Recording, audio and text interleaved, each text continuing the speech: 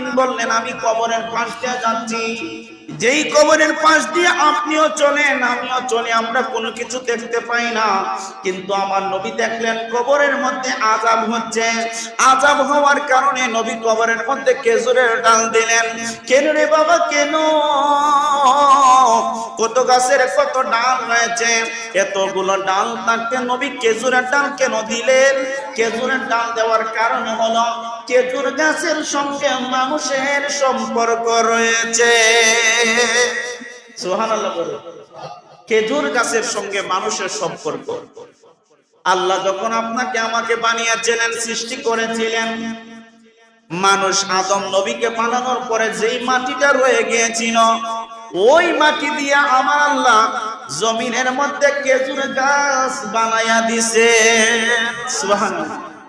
আল্লাহ পাক ওই মাটি দিয়ে খেজুর গাছ দিলেন, আর ওই খেজুর গাছের খেজুর যখন আমরা খাই সেটা আমার শরীরের জন্য অনেক উপকারী হয়। আর নবীজি ওই খেজুর গাছ দিয়ে মিম্বর বানিয়েছিলেন, খেজুর গাছ দিয়ে মিম্বর বানিয়েছিলেন। নবীজি ওই খেজুর গাছের মধ্যে যখন মিম্বর দিতেন, খুতবা দিতেন দাঁড়ায়া, এই খেজুর গাছটা মরা গাছটা জিন্দা হয়ে যাইত। জোরে কোন সুবহান। নবীজি যখন একদিন অনেক সাহাবীরা বলল যে আর কত নবীজি এভাবে খুতবা দিবেন, নবীজি আমরা একটা মিম্বর বানাইয়া ফেলি। যখন সাহাবীগণ একটা মিম্বর বানাইলেন, আর খেজুর গাছটা ওই সময় কান্না শুরু করতে আরম্ভ। সুবহানাল্লাহ পড়েন। কত জীবনে কত মানুষের কত কান্না দেখলেন রে বাবা। খেজুর গাছে আবার কান্না করে কিভাবে? ওই খেজুর গাছটা কান্না করে প্রমাণ করে দিল খেজুর গাছেও আমার নবীকে চিনেছে। খেজুর গাছও আমার নবীকে চিনেছে। আমার নবী কেমন? ওই রাহমাতুল লিল আলামিন কবরের পাশ দিয়ে যাচ্ছেন, একটি কবরের মধ্যে নবীজি খেজুরের ডাল রোপণ করে দিলেন। সাহাবীগণ প্রশ্ন করলো, ইয়া রাসূলুল্লাহ, ও মায়ের নবী, আপনি একটি কবরে খেজুরের ডাল দিলেন। নবী বলেন, আমি যা দেখি তোমরা তা দেখো না, আমি যা জানি তোমরা তা জানো না। তোমরা আমার মতন কেউ না, আমি হচ্ছে, আমার শিক্ষক হচ্ছেন আল্লাহ, আমার সরাসরি শিক্ষক আল্লাহ। আর আল্লাহ পাক আমাকে এই দুনিয়ার মধ্যে শিক্ষক রূপে বানায়া পাঠাইছেন। জোরে জোরে বলুন সুবহানাল্লাহ। আল্লাহ পাক বলেন আমার নবীজিকে আমি শিক্ষক বানায়া দুনিয়া পাঠাইছি।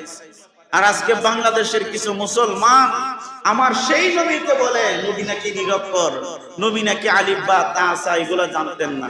নাউজুবিল্লাহ বলবেন না? নবী আলিফ বা তাসা জানতেন না, আর হে কত বড় বড় হুজুর হইছে, হে আলিফ বা তাসা শিক্ষালাইছে, আর নবী জানতেন না। হাস্যকর কথা, বিভ্রান্তিকর কথা, ঈমান যাওয়ার কথা, কুফরি কথা। জোরে কোন ঠিক না বেঠিক? এই জন্য রে বাবা নবী বলেন ওই কবরে আযাব হচ্ছে, এই জন্য আমি খেজুরের ডাল দিছি। আর একটি কবরে নবী কেন খেজুরের ডাল দিলেন না? নবী বলেন ওই কবরে দিলাম না, কবরবাসীটা শান্তিতে রয়েছে, আরাম আয়েশ রয়েছে, এই জন্য আমি খেজুরের ডাল সেই কবরে দেই নাই। এই জন্য রে বাবা ওই কবর দেশের মধ্যে আপনাকে আমাকে সকলকে যাইতে হবে।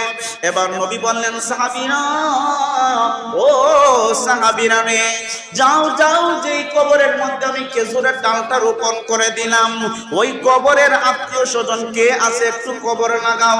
এলাকার মধ্যে যখন কবর দিতে থাকলো, সাহাবীরা যখন কবর দিল, কার সবার আত্মীয়জনের নবী আদেশ করেছেন প্রত্যেকে গুরুস্থানের কাছে চলে যেতে, প্রত্যেকের কবরবাসীদের কাছে চলে যেতে, প্রত্যেকের কবরবাসীদের কাছে চলে যাওয়া হলো। চলে যাওয়ার পরে আবার আমার নবী বললেন ওই কবরটা কার? তখন দেখা যায় একটা মহিলা ডাকতে কয়, হুজুর এই কবরটা অন্য কারো নয়, এই কবরটাই হলো আমার সন্তানের। জোরে জোরে কন্যা আল্লাহু আকবার। নবী বলেন এই কবরটা হলো আমার সন্তানের। এবার আমার নবী বলেন, আপনার সন্তান কবরে কেমন আছে আপনি জানেননি? কয়, ইয়া রাসূলুল্লাহ, জানি না। নবী বলেন আপনার সন্তান কবরের মধ্যে আযাবে আছে। মা মুস্কি হেসে দিল। সাহাবীগণ অবাক হয়ে গেলেন, কবরে সন্তানের আযাব, আর একদিকে মা হেসে দিল, মা খুশি হয়ে গেল। প্রশ্ন করা হলো, ও মহিলা আপনার সন্তান কবরের মধ্যে আযাব ভোগ করতেছে, আপনি কেন খুশি হয়ে গেলেন? ওই মা তখন ডাক দিয়ে কয়, নবী গো, ও মায়ার নবী গো, আমি কেন হাসছি, আমি কেন আনন্দ উপভোগ করতেছি জানেননি?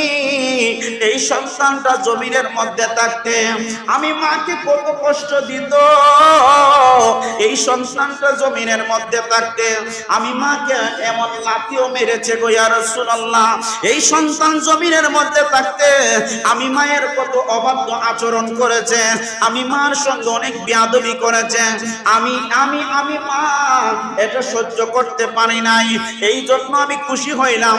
আল্লাহ পাক মনে হয় আমার দোয়া কবুল করেছে, আমার দোয়া মনে হয় কবুল হয়ে গেছে, এই জন্য আমার সন্তানকে আল্লাহ পাক এবার আযাব দিয়ে শিক্ষা দিতেছেন। নবী বলেন, মা আপনার সন্তানের কেমন আযাব হচ্ছে আপনি একটু দেখতে চান কি গো মা? মা ডাক দিয়া কয়, ইয়া রাসূলুল্লাহ অবশ্যই দেখতে চাই। নবী এবার বলেন, আচ্ছা দেখানো হবে। এবার দেখানো হলো নবীজি সন্তান কিভাবে জাহান্নামের আগুনে জ্বলতেছে। আল্লাহ পাক যখন নবীজিকে ক্ষমতা দিলেন, নবীজি যখন এবার বললেন, মা আপনি দেখেন আপনার সন্তান কিভাবে জাহান্নামের আগুনে জ্বলছে। এই জাহান্নামের আগুনের দৃশ্য দেখিয়া মা এবার কান্না শুরু করে দিল, কান্না শুরু করে দিল, কান্না শুরু করে দিল। প্রশ্ন করা হলো, ও মহিলা গো, এতক্ষণ তুমি হাসছিলে, এখন কেন কান্না করো? এতক্ষণ আমি হাসছিলাম, আমি বুঝতে পেরেছিলাম সন্তানকে আল্লাহ পাক আযাব দিয়া সন্তানকে আল্লাহ পাক আমার প্রতিশোধটা আল্লাহ পাক নিতেছেন। আমি ভাবছিলাম আমার সঙ্গে যে বেয়াদবি করেছে এই বেয়াদবির শাস্তি মনে হয় সে পাচ্ছে স্বাভাবিকভাবে, কিন্তু এত আগুন, এত আগুন, এই আগুন দেখিয়া তো আমার আর সহ্য হলো না। নবী বলেন, ও মা এবার আপনি কি চান? মা এবার চোখের পানি চাই না, কান দিয়া ডাক দিয়া কয়, ইয়া রাসূলুল্লাহ নবী গো, ও মায়ার নবী, আমার সন্তান জাহান্নামের আগুনের মধ্যে জ্বলবে, আমি এটা সহ্য করতে পারতাছি না। ইয়া রাসূলুল্লাহ আপনি আল্লাহকে বলেন না আমার সন্তানকে আমি ক্ষমা করে দিছি, আমার আল্লাহও যেন সন্তানকে মাফ করে দেন। জোরে জোরে বলুন না সুবহানাল্লাহ। এই হাদিস শরীফ থেকে কি বুঝতে পারলেন? মা বাবার সঙ্গে বেয়াদবি করলে আযাব আছে না নাই? আর জোরে কোন আছে না নাই? মা বাবার সঙ্গে বেয়াদবি করলে কঠিন ভয়াবহ আযাব। জানা না কি সন্তান দুনিয়ার মধ্যে রয়েছে মার সঙ্গে বাবার সঙ্গে বেয়াদবি করে, মার সঙ্গে বাবার সঙ্গে বেয়াদবি করিয়া যদি একবার নয়, দুইবার নয়, তিনবার নয়, চারবার নয়, পাঁচবার নয়, 1000 নয়, 2000 নয়, 1 কোটি বার যদি সে মক্কা মদিনা যায় হজ করে, তার হজ কবুল হবে না। মা বাবার সঙ্গে বেয়াদবি করিয়া যদি 1 কোটি বারও হজ করে, হজ হবে না। নবী বলেন, সাহাবীরা রে, তোমরা তোমাদের মা বাবার সঙ্গে সদয় ব্যবহার করো, যেন তারা উফি ওয়ালা তানহারহুমা। আল্লাহ কোরআনে বলেন, উফ তোমাদের আচরণের দ্বারা, তোমাদের ব্যবহারের দ্বারা মা বাবা যেন উফ ব্যবহার না করে, এরকম ভাবে